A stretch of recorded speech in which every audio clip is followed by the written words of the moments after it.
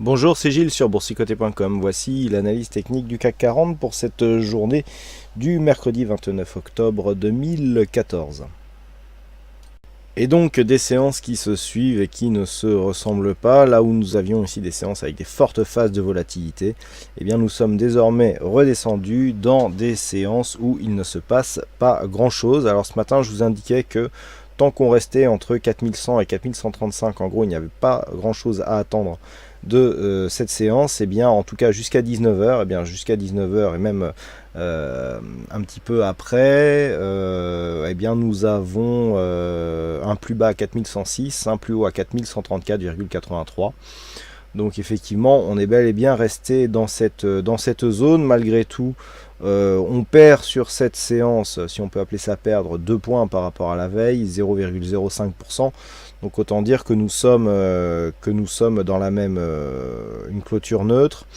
Du point de vue de la configuration technique, on est neutre ici sur le RSI, le stochastique est toujours légèrement haussier, souligné par le MACD, avec des volumes qui s'équilibrent entre les séances de baisse et les séances de hausse, malgré tout des volumes dans la moyenne, hein, alors que nous avons ici une très faible volatilité, donc des échanges qui s'équilibrent en fait. Et alors donc on constate sur ces histogrammes bien très peu de volatilité sur les deux précédentes séances. Donc pas énormément de signal, on reste vraiment sur la configuration de la veille, avec toujours cette zone 50-61-8 qui est testée actuellement, et puis toujours ces cours qui évoluent autour des 4112 points.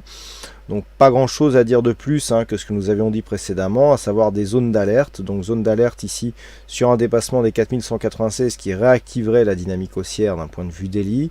Pour l'instant, tant que nous ne sommes pas dans ce contexte, eh bien on a toujours ici cette phase de baisse qui lance une dynamique, des cours qui plafonnent dans la zone 50-61-8, donc toujours potentiellement sur un mouvement baissier, d'autant plus que la moyenne mobile 20 exponentielle qui est ici en rouge et en très plein, eh bien joue toujours son rôle de résistance sur cette phase. Il n'y a pas de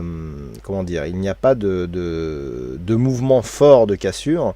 Le plus gros enfoncement que nous avons eu, c'est ici cette ouverture au plus haut qui a donné lieu à une phase de baisse. Donc on ne peut pas dire vraiment que cette moyenne mobile ait été attaquée avec force. Et donc pour l'instant, on se place dans une continuité baissière. Et tant que nous ne sommes pas en mesure de casser cette zone ici d'une manière significative, eh bien nous ne sommes pas dans une phase de retournement. Il n'y a aucun signal qui permette de dire que nous sommes dans une phase de retournement haussier, puisque nous sommes toujours sous cette moyenne mobile 20 exponentielle, nous sommes toujours sous le retracement des 61,8%, et on ne voit pas pour l'instant, on n'a plus de volume, on n'a plus de volatilité. Donc pour l'instant on est dans une phase de stagnation, et une phase de stagnation dans la zone 50-61-8 laisse une priorité pour la dynamique, donc la dynamique qui a impulsé donc ces retracements de Fibonacci, et donc dans une phase baissière. Donc pour demain, les points qui seront à surveiller sont exactement les mêmes que ceux que nous avons, donc cette zone ici 4100, 4135.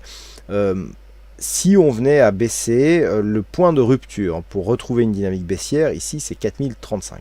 4035 qui était précédemment zone de support ici sur cette phase, zone de résistance sur celle-ci, et qui a donné lieu ici à une zone de support. Pourquoi cette zone? Eh bien tout simplement parce que l'on se place à la hausse ou à la baisse. Alors effectivement j'ai des Fibos ici qui se sont effacés. Eh bien on retrouve cette zone, on retrouve ici cette zone 38,2% qui se situe légèrement plus bas, mais c'est cette zone vraiment qui fera office de charnière, cette zone qui a été alternativement support, puis résistance, puis zone de support. Si on la casse, eh bien on retourne ici dans un biais baissier. À la hausse, c'est toujours donc cette zone 4188, 4196 qu'il faudra supporter.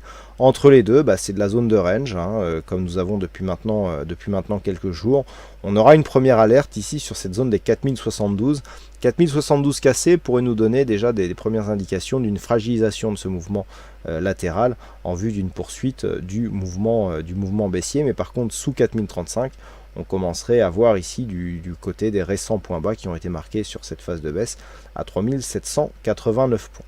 Voilà, donc pas grand chose à dire de plus que ce qui a déjà été dit hier sur cette analyse technique.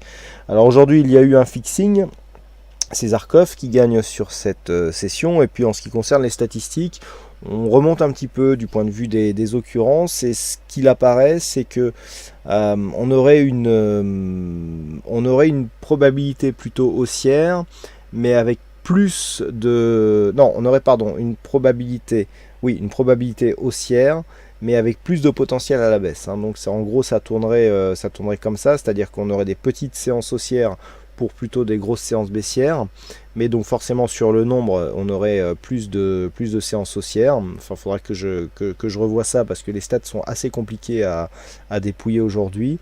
Normalement, il y aura un détail, même si ce n'est pas exploitable, qui sera fourni demain. Mais on est encore sur une phase où, même du point de vue des stats, c'est assez hésitant. Donc difficile de trouver un signal de fond. Voilà donc ce que l'on peut dire sur cette analyse technique du CAC 40. Il ne me reste plus qu'à vous souhaiter à toutes et à tous une bonne soirée, bonne chance dans vos prochains trades, et on se donne rendez-vous donc dès demain pour d'autres analyses techniques, toujours sur le site boursicoté.com. Bonne soirée à tous.